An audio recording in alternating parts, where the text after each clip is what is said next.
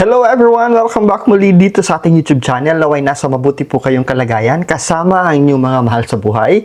At para naman sa mga subscribers natin na nasa ibayong dagat, nasa abroad, nasa malayo, isang napakalaking sakripisyo ang ginawa upang may mabago ang kanilang buhay at buhay ng kanilang pamilya, of course.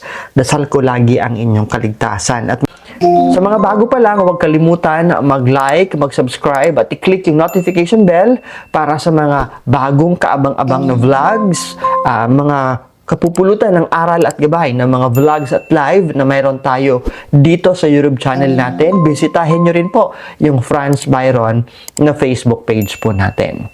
Sa vlog natin ito, pag-uusapan natin ang pera check.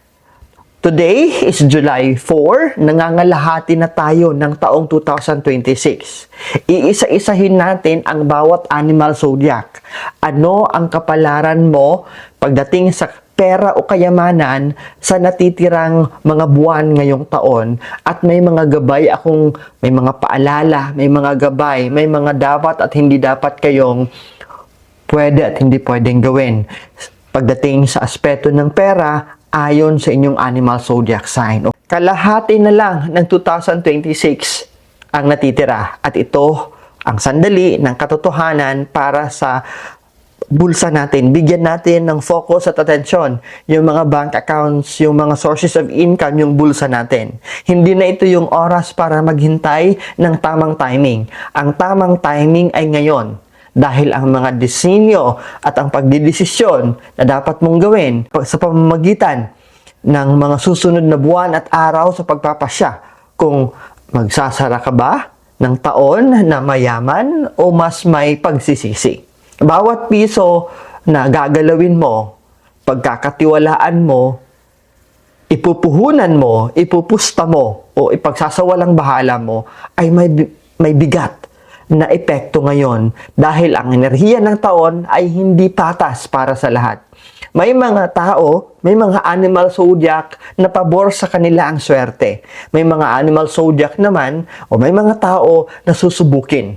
At may mga palad naman na kailangan gumawa ng sariling swerte sa pamamagitan ng disiplina. Ang Feng Shui at ang Chinese zodiac ay hindi pro-prophecy, hindi ito hula po na sasabihin ko sa inyo, ito ligtas ka, dito naman hindi.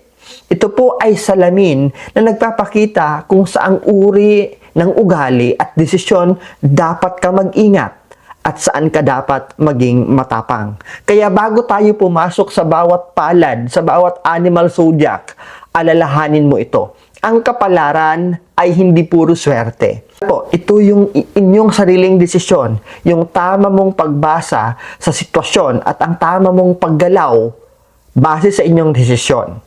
Kaya sisimulan natin ang pera check, bubuksan natin ang bawat isip.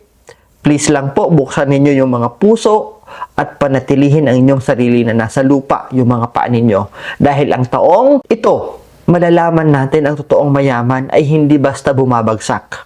Ang totoong mayaman, ito ay tumatayo, buwan-buwan, araw-araw, kumikilos, gumagalaw, at nagdedesisyon. Kung maririnig nyo po, nasasabihin natin na yung animal zodiac sign na ito ay magiging maganda ang pasok ng pera, hindi dapat magpakakampante. Hindi dapat walang kilos, walang galaw. Kasi kung walang kilos, walang reaction, walang desisyon na gagawin, wala pa ring mangyayari. In reality po wala pa ring mangyayari sa buhay ninyo. At yung may mga paalala na naman, yung may mga mabibigat na paalala naman dahil hindi paborable sa kanila ang pera at kayamanan, huwag matakot. Binigyan ko kayo ng gabay para may tamang direksyon kayong tatahakin. May tamang pag-iingat ang gagawin ninyo.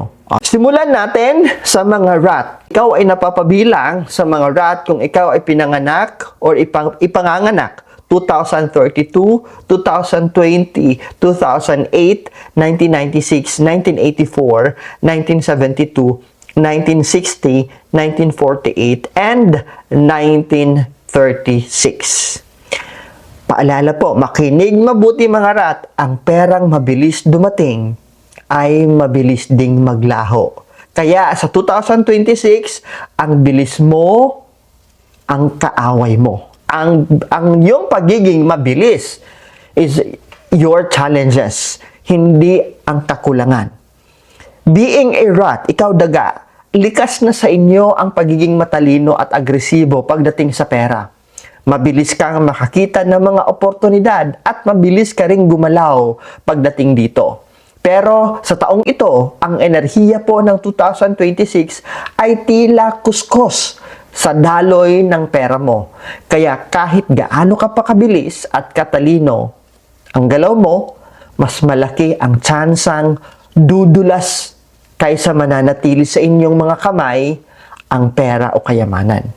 Ito ay dahil ang mabilis mong desisyon na dati mong lakas, na dati mong strength, na dati mong asset ay maaaring maging kahinaan mo ngayong taong 2026 kung hindi ka titigil bago ka gumawa ng mga hakbang o desisyon pagdating sa mga oportunidad.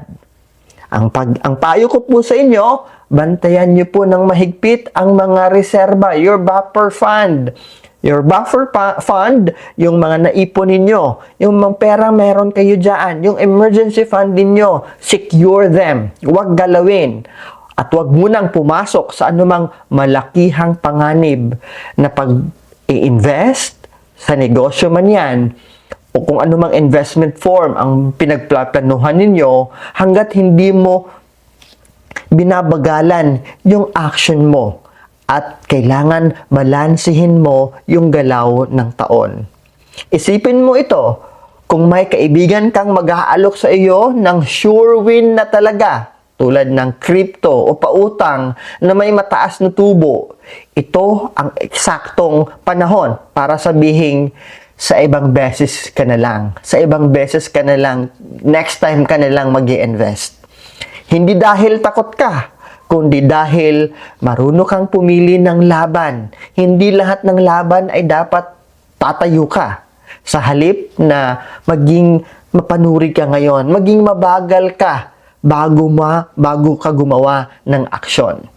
Tutukan mo ang natitira mong pera o kayamanan, protektahan ang pinaghirapan mo bago ka pumasok o bago mo dagdagan ang problema ng buhay mo. Ang mga taong pinanganak sa Year of the Rat na makakapagpigil sa kanilang mga emosyon at mga desisyon ngayon ay siyang tatawa sa pagtatapos ng taon. Habang ang mga nagmamadali at sabik na mag-umpisa, huwag kalimutan, minsan ang pinakamatalinong galaw ay ang huwag gumalaw. Yun, di ba? Ang pinakamatalinong sandata sa kaaway ay maging tahimik. Ang pinakamatalinong sandata para hindi mawala ang pera at kayamanan mo ay huwag ka munang gagalaw ng basta-basta. Dumako naman tayo kay Ox 2033, 2021, 2009, 1997, 1985, 1973, 1961, 1949, and 1937. Alright, mga Ox, takpan ang mga tahimik na tagas ng pera. Hindi ka babagsak dahil sa isang malaking pagkakamali. Tandaan mo ito. Saan ka babagsak? Babagsak ka dahil sa 10 maliliit na pagtagas ng bulsa o ng pera na binaliwala mo. What I'm pointing out is, yung mga maliliit na pagwawaldas mo, yung kukunting paggagastos mo, pero maraming iba't ibang pagkakataon. Okay?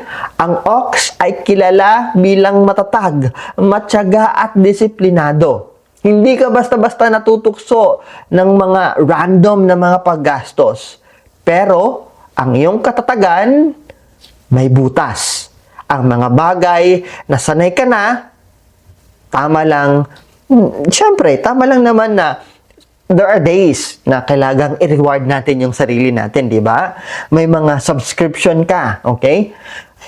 Whatever subscription, Netflix or whatever subscription na hindi mo ginagamit, yung mga application dyan sa cellphone mo na nagbabayad ka every month. Nako, nagbabawas ng paunti-unti bawat buwan, bawat araw, na pag itotal mo ito sa buong taon, ilang libo rin po ang makakompute ninyo. Yung once a month na pagkakape ng mamahaling kape, or every week, once a week na pagkakape, pupunta ka sa mamahaling coffee shop. Pag itotal mo yan, ako, ang laki na yan. Ang 2026 ay tahimik na umuubos sa iyo, hindi sa pamamagitan ng malakihang kalamidad, kundi sa pamamagitan ng mga bagay na tinitiis mo dahil hindi naman, feeling mo hindi malaki, feeling mo hindi malaking gastusin. Ang totoong hamon, as we enter the second half of the year, mga ox, okay? Ito yung pag hindi mo tiningnan, hindi mo inobserbaran, at hindi ka sensitive sa mga maliliit na subscription, sa mga maliliit na pagwawaldas mo, nako, pag chinek mo yung bank account mo, negative ka na pala. Halimbawa, kung ikaw ay may 3 subscription dyan sa cellphone mo, o sa iPad mo, o sa laptop mo, na hindi mo naman binubuksan, o may load na pinapadala si GCash, para lang siguro may emergency load ka. We keep on loading your phone. Pero laging nauubos sa mga non-emergency. Ngayon na ang oras para i-audit mo, tingnan mo, balansihin mo ang mga ito ng buong katapatan. Hindi ito tungkol sa pagiging kuripot, mga ox. Ito ay tungkol sa pagiging matalas. Bawat piso na hindi mo napapansing umaalis ay piso na hindi mo maipupundar sa totoo mong pangarap. Kapag naitama mo naman ang pagtagas o yung leak ng pera na maliliit, saka ka lang dapat mag-isip ng mga bagong pagkagastusan, ng mga pinaplano mong negosyo.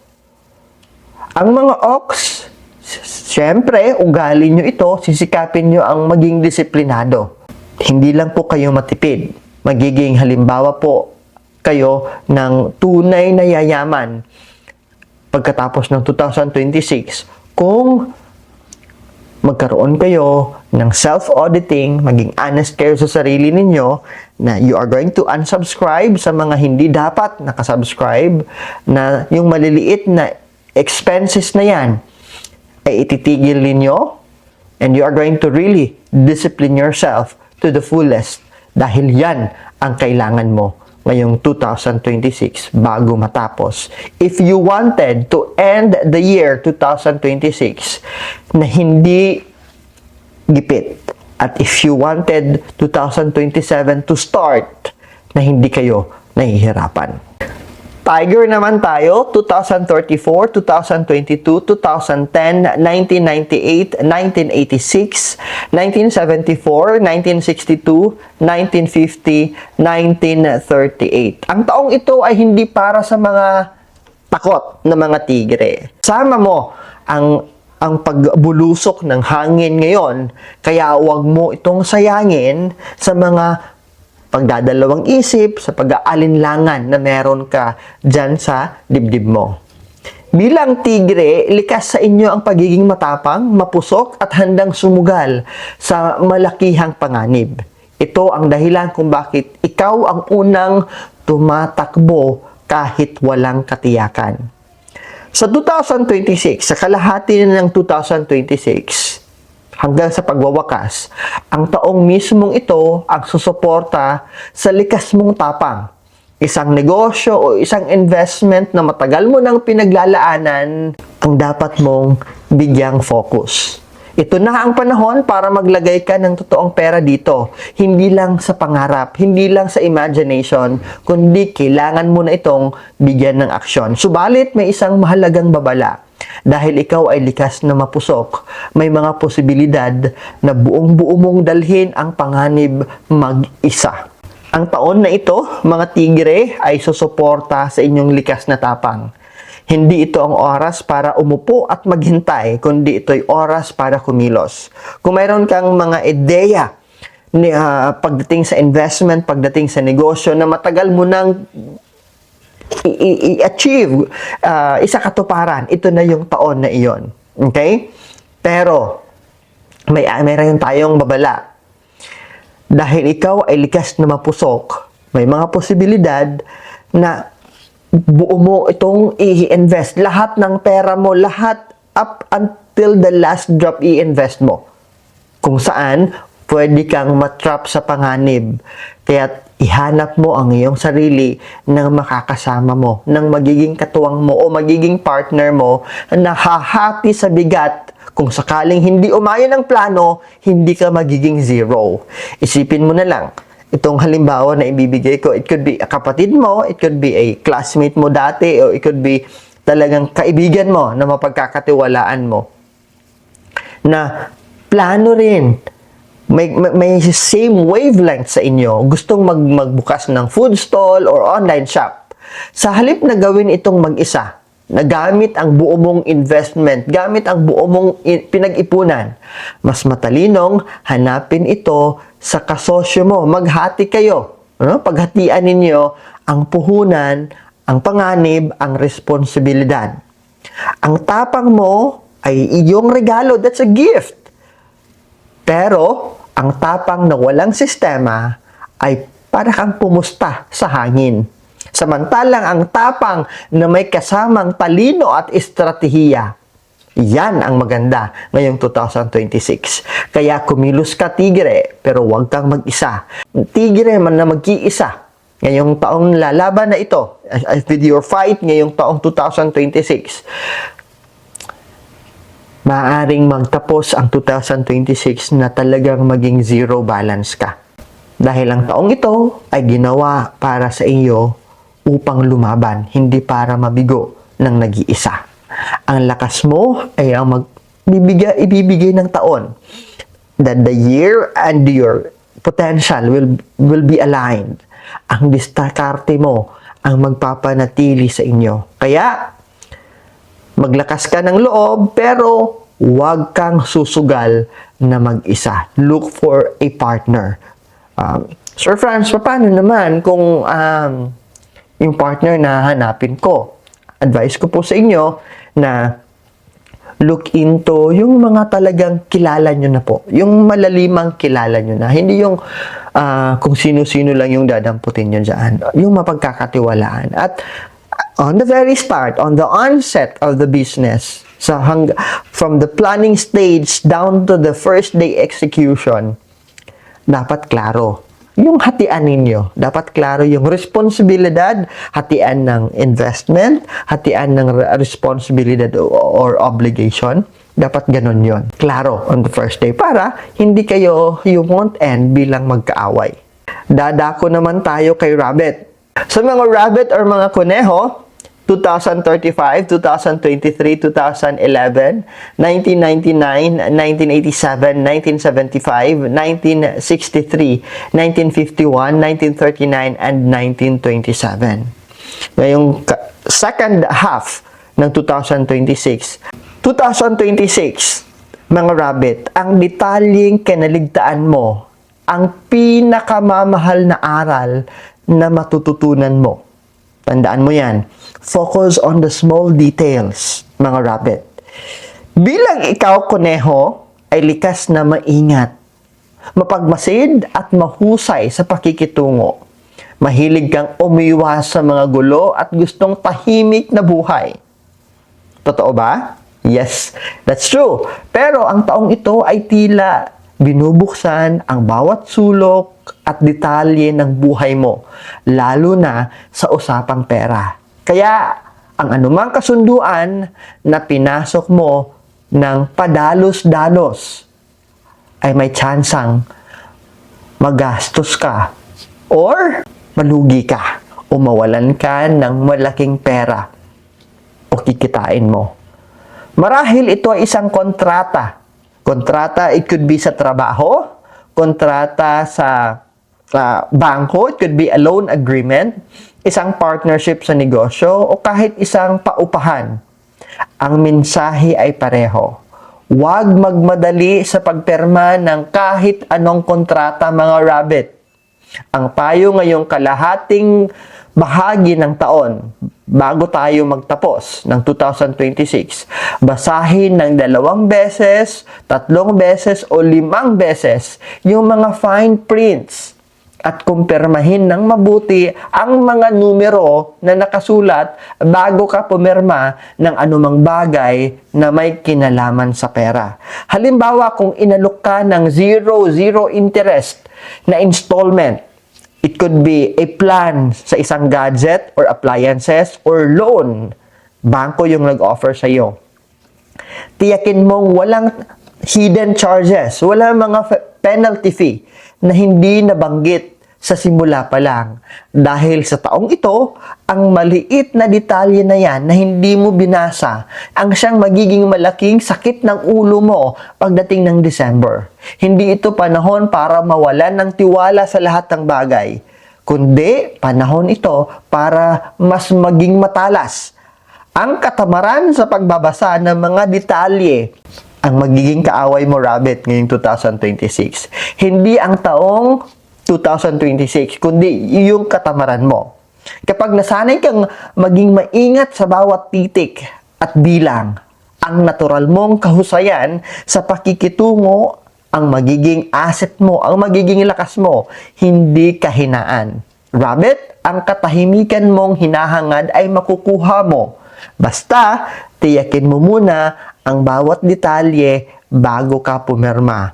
Ang bawat detalye bago ka umuo. Ang bawat impormasyon bago ka mag-say yes. And kung hindi mo naman naiintindihan ang mga bagay-bagay, kumonsulta. It could be an accountant, it could be an abogado, or anyone who's highly knowledgeable, may alam sa papasukin mo.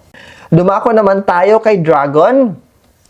2036, 2024, 2012, 2000, 1988, 1976, 1964, and 1952. Makinig mabuti, Dragon! Walang malakas na agos na hatak sa iyo ngayon. Ito ang dahilan kung bakit ikaw mismo ay dapat gumawa ng paraan para umagos. May dumating sa inyo.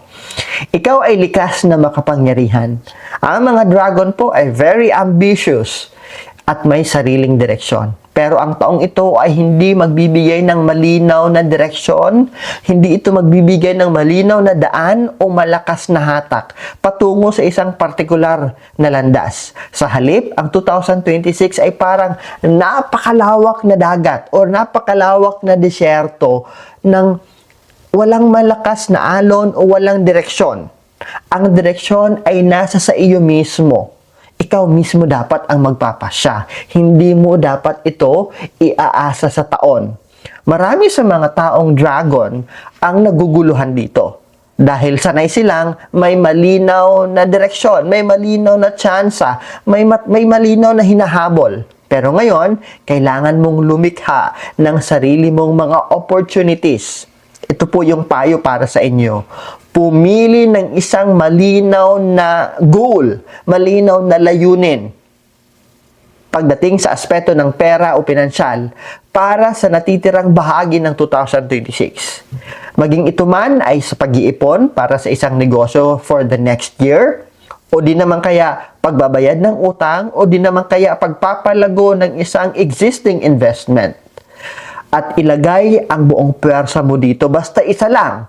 Sa halip na ikalat mo ang iyong enerhiya, ang iyong isip, ang iyong pera sa maraming magkakaibang direksyon.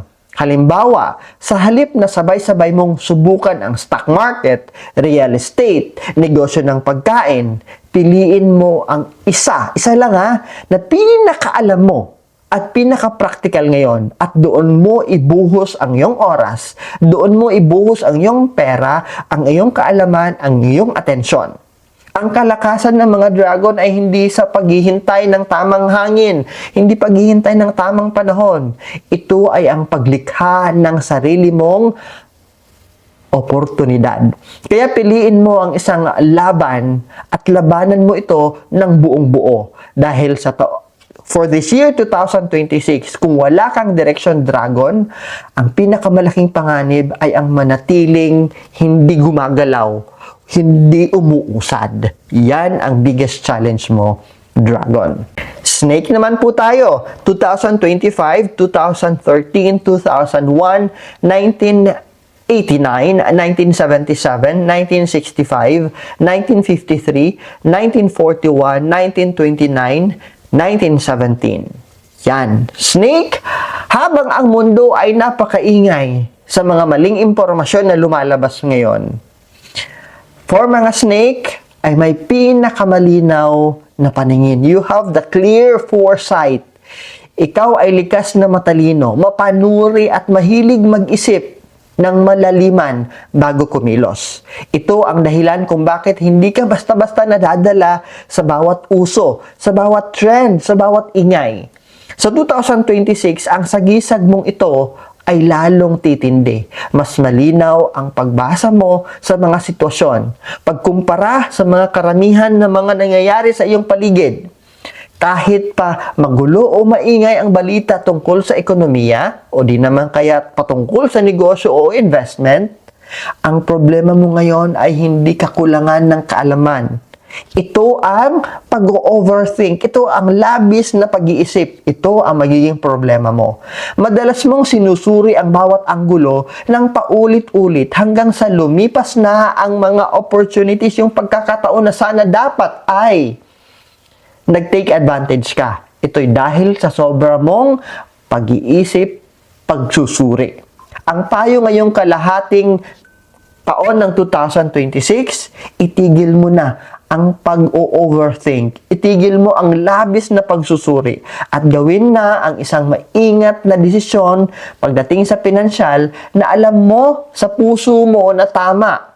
Yung negosyo, yung investment o galaw na paulit-ulit mong pinag-iisipan pero hindi mo magawa-gawa. Halimbawa, kung matagal mo nang binabalak mag-invest sa isang legitimate na mutual fund, halimbawa sa Pag-ibig na mutual fund, o di naman kaya sa bangko, o mag-set ka ng maliit na sideline batay sa iyong sariling pagsusuri, pananaliksik, pagre-research, at alam mong solid na solid ang datos, hindi ka malulugi. Huwag ka nang maghintay ng isa pang sign. Ang katalinuhan mo ay simbolo ng iyong sign. Ang snake na kumikilos batay sa alam nitong totoo, hindi sa takot. Ang siyang aani ng pinakamatamis na bunga sa pagtatapos ng 2026. Pagkatiwalaan mo ang iyong sarili. Pagkatiwalaan mo yung mga nakikita, na-observe at nababasa mo. Dahil ito ang pinaghirapan mong kaalaman na meron ka. Hindi lamang basta swerte. You've trust the numbers and then kilos agad. Huwag nang maghintay. Or else, mapag-iiwanan ka, snake. Bago tayo magpatuloy, iuulat ko muna sa inyo kasi katuwang ko kayo, hindi ito sarili kong pera ang ginamit dito, di ba? 2024, nakapamigay tayo ng 159 school bags, 2025, 400 school bags, and 2026, 539 school bags. Nagawa ko po yan dahil kasama ko kayo. Kaya naman po, magtutuloy-tuloy ito habang tayo nabubuhay, habang may YouTube channel at habang nandyan kayo, tuloy-tuloy po ito. Sa mga gusto pong mag-donate, maging kabahagi, maging katuwang, andyan po sa screen yung RCBC Peso account natin, yung BPI Peso account, at ang GCash information po natin.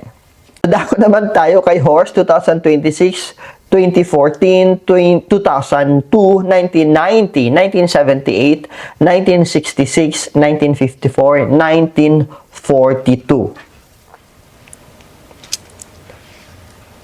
This is your year. This year is year of the fire horse. Tama ako, di ba? Ito ang taon mo, horse. Pero ang bilis mo, ang maaari mo ring ikahulog. Ano, trap, kung hindi ka titigil para mag-ipon. Taong 2026 ay ang taon ng mga kabayo.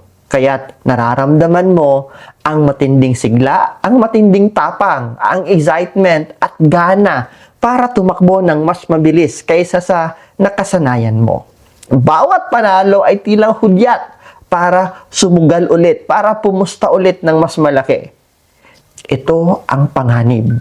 Dahil sobrang taas ng momentum, sobrang taas ng energy mo, sobrang taas ng hype mo, may tuksong ibalik mo ang lahat ng napanalunan mo sa susunod na pusta. At ang susunod pa hanggang sa wala nang matira o hanggang na dumating ang punto na kahit yung inipon mo o yung mga kinita mo ay maisasali sa isusugal mo. Ang payo, mag-ipon ka mula sa napakabising taon na 2026. Pagtuunan mo ng pansin ang isang matibay na source of income mo.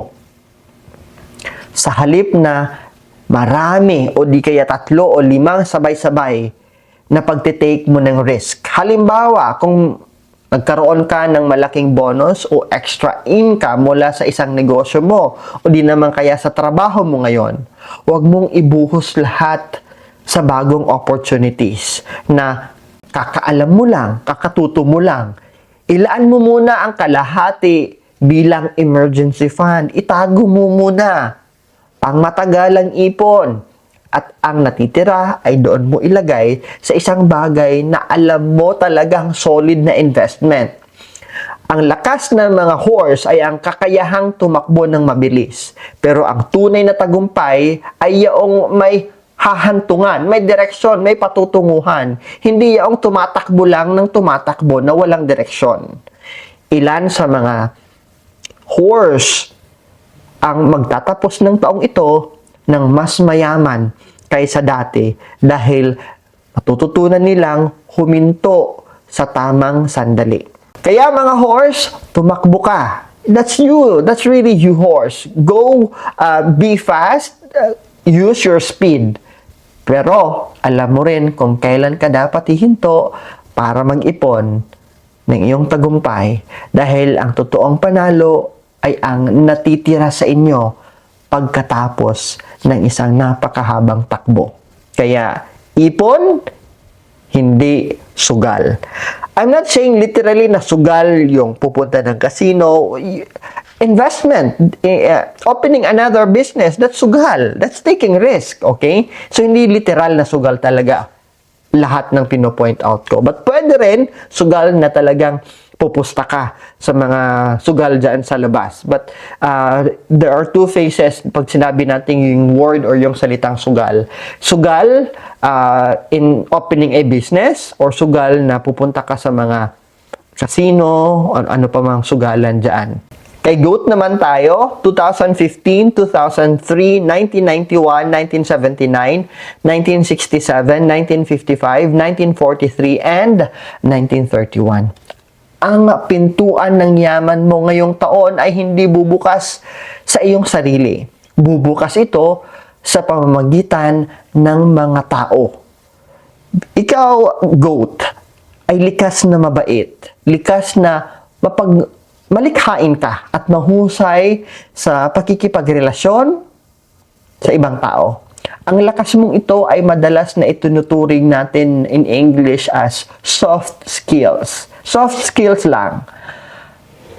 But, ito mismo ang susi ng iyong yaman ngayong 2026. Ang taong ito ay magbubukas ng mga pintuan ng pera para sa iyo, hindi sa pamamagitan ng mga numero, na mga opportunities ng kasalukuyan, kundi sa pamamagitan ng ibang tao. Ang mainit na introduction mula sa kaibigan, ang alok na collaboration and partnership, ang referral na dumating dahil sa pinagkakatiwalaan ka ng ibang tao. Ang payo ngayong kalahating taong 2026, ang second half before we end 2026, ang payo ay sabihin mong oo sa partnership o kliyenteng dumating sa iyo sa pamamagitan ng taong pinagkakatiwalaan mo. Of course, I'm not saying oo ka palagi, ha? But syempre, doon maging mapagmasid, maging matalino. Read between lines, okay? Hindi naman padalos-dalos lahat na lang oo kahit hindi mo kilala, okay? Oo ka lang sa pamamagitan ng taong pinagkakatiwalaan mo. Hindi mo na kailangang habulin ito. Darating ito sa inyo sa tamang oras, sa tamang panahon. Kaya't buksan mo ang iyong isipan, Halimbawa, kung ikaw ay may kaibigang nag-alok sa iyo ng negosyo o project dahil kilala ka niya na mapagkakatiwalaan at masipag, huwag mo itong ibaliwala. Kahit maliit pa ang simula or small time investment pa yan. Dahil ang koneksyong ito ang maaaring maging pinakamalaking pinagkukunan ng kita mo sa mga susunod na taon. Ang mundo ng negosyo ay hindi lang tungkol sa pinakamahusay na produkto. Ito rin ay tungkol sa pinakamatibay na relasyon. At ito ang laro na alam mo. Ito'y alam na alam mo.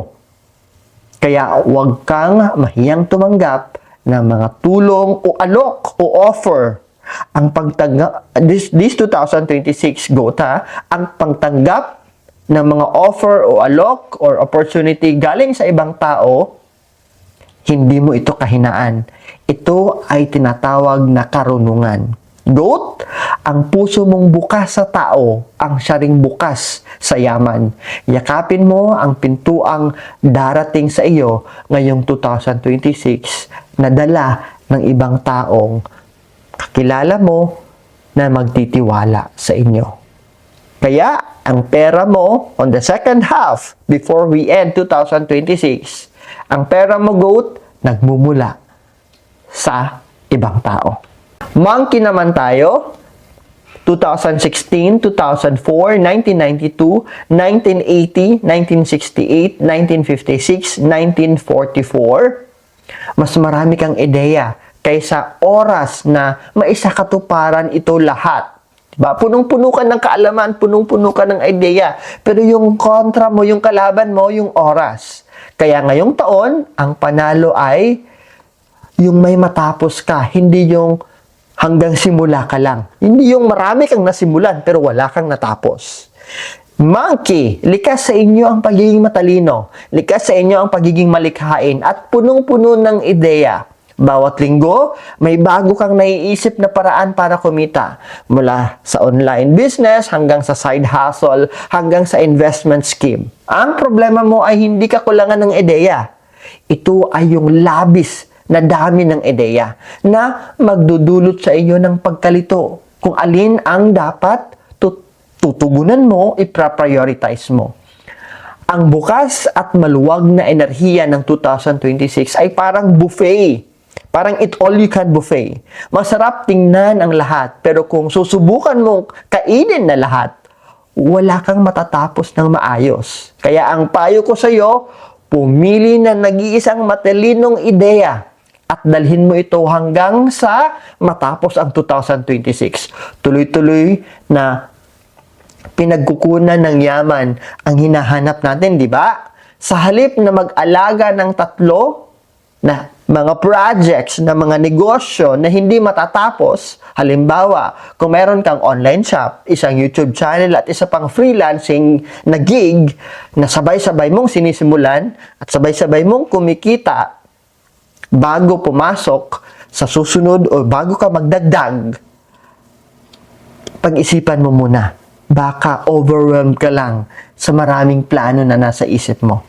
Ang katalinuhan mo ang magdadala sa inyo ng maraming pinto, pero ang disiplina lamang ang magpapasok sa iyo sa loob ng tamang pintuan. Habang ang mga nagkakalat or overflowing mong enerhiya ay nananatiling puno ng ideya, pero mahirap na isakatuparan mo ito. Huwag mong kalimutan, Monkey, hindi ang dami ng binhi ang gumagawa ng ani. Ang isang binhing inalagaan ng mabuti ang magbibigay sa inyo ng maraming ani, Monkey. Gawing pera ang ideya mo, but do not focus on many ideas. Trim it down, prioritize saan ba dapat ka mag-focus.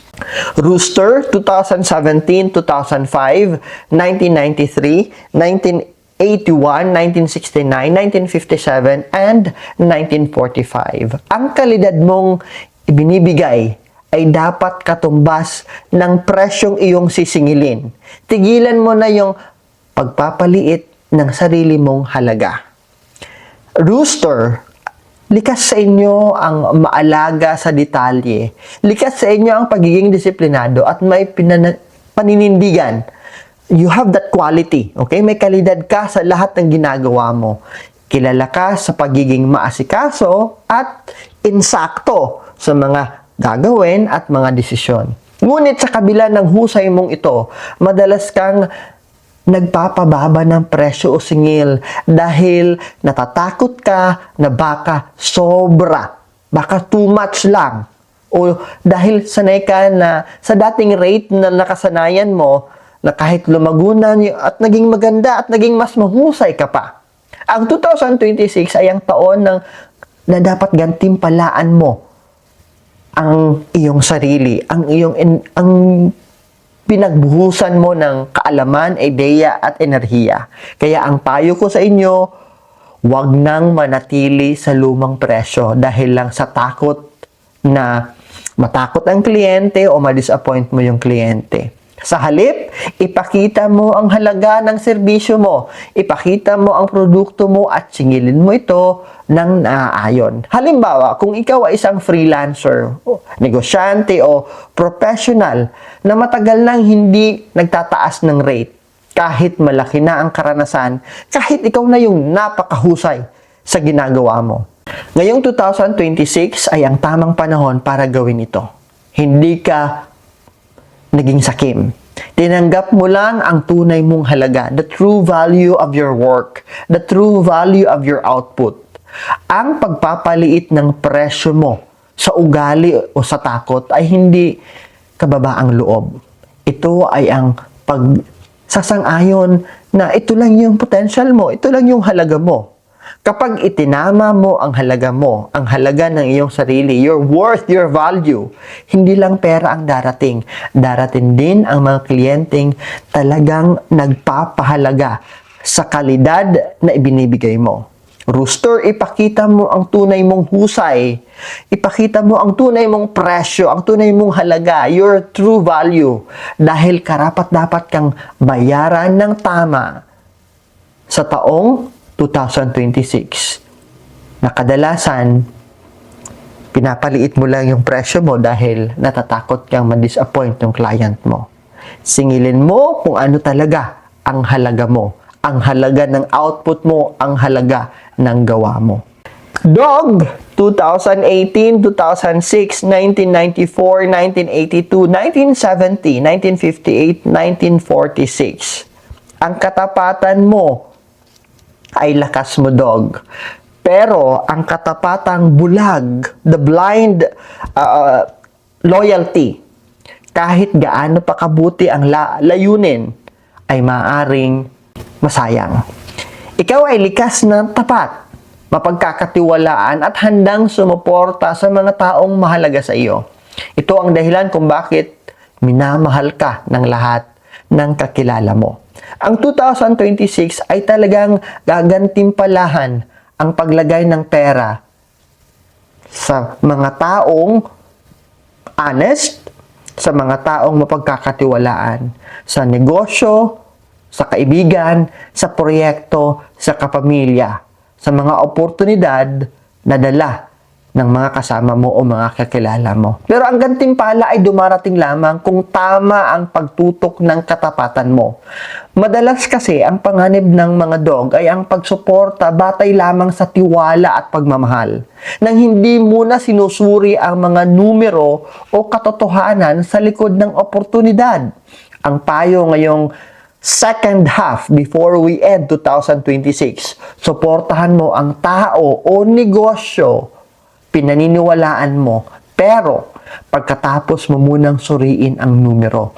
Hindi lang dahil sa tiwala. Halimbawa, kung ang kapatid o matalik mong kaibigan ay nag-alok sa inyo na mag-invest ka sa kanilang bagong negosyo, huwag mo munang ibigay agad ang pera dahil sa relasyon na meron kayo.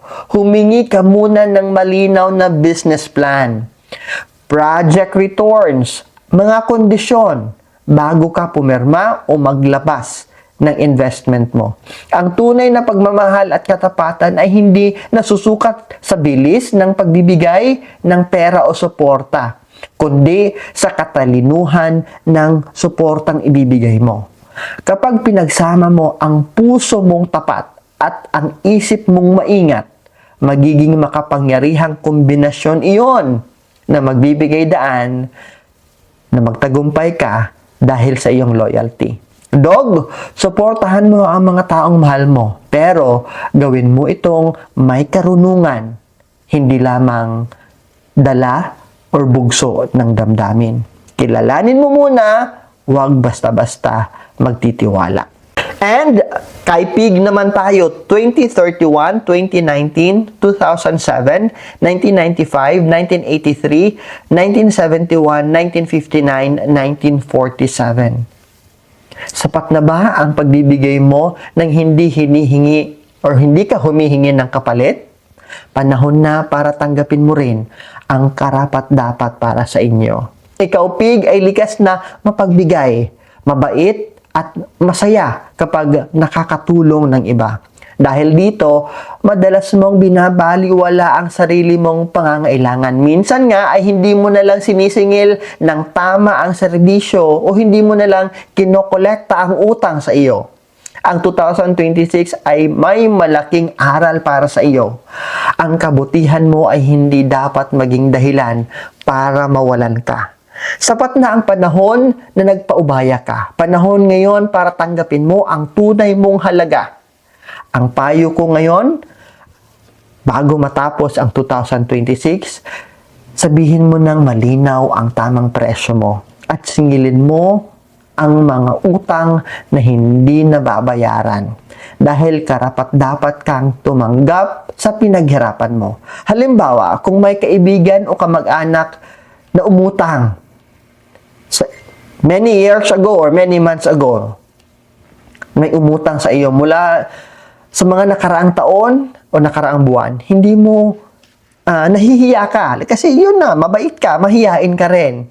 Dahil nahihiya ka, alam mo ba, ngayon na ang oras para maayos na pag-usapan ito ng buong respeto, pero may katatagan. Hindi ito katakawan at hindi ito kahinaan. Ito ay katarungan. Gayun din, kung ikaw ay nagsisilbi ng produkto o serbisyo, you offer, you give product or service ng mas mababa sa dapat mong natatanggap. Alalahanin mo, a person or pig na hindi nagpapahalaga sa sarili niyang trabaho ay hindi rin bibigyan ng ibang tamang pagpapahalaga. Being generous, that's your quality, pig, ay hindi dapat lumaban sa iyong sariling kapakanan. Ang totoong balanse ay ang pagbibigay mo ng hangganan. Dapat may endpoint, dapat may barrier. Kung saan lang yung generosity, saan natatapos yung generosity, saan nagsisimula ang negosyo at pagpapahalaga sa sarili. At ang pagtanggap ng walang, yung hindi ka mahihiya because you know your worth, you know your value. Pig, ikaw ang pundasyon ng maraming pamilya at negosyo dahil sa puso mong mapagbigay. Ngayon, hayaan mo namang bumalik sa iyo ang biyayang matagal nang dapat tinatamasa mo.